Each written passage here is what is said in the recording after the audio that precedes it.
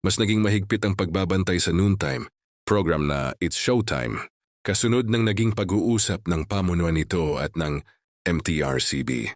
Bilang bahagi ng napagkasunduan, kinakailangan ng magtalaga ng isang opisyal na tututok sa bawat live episode upang masiguro na nasusunod ang mga pamantayan sa telebisyon at maiwasan ang mga reklamong katulad ng mga nauna.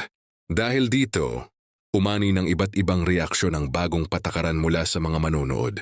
Marami ang nagsasabing mas magiging maingat na ngayon ang buong programa dahil bawat segment biro at usapan ng mga host ay maaaring mabantayan habang isinasahimpapawid ng live. Isa sa mga pinakabinabantayang personalidad ay si Vice Ganda na kilala sa kanyang mabilis na pagpapatawa at mga birong kadalasang spontaneous. Marami ang interesado kung magbabago ba ang kanyang estilo ng pagho-host o kung mananatili pa rin ang kanyang natural na pagiging palabiro sa ilalim ng mas mahigpit na patakaran.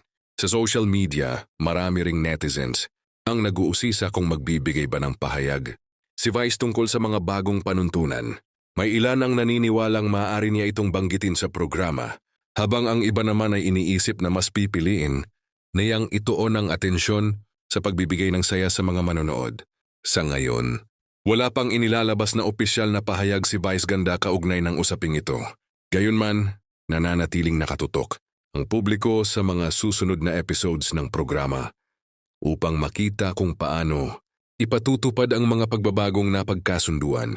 Sa kabila ng mas mahigpit na pagbabantay, umaasa ang maraming taga-suporta ng It's Showtime na mananatili ang saya, kulitan at magandang samahan ng mga host.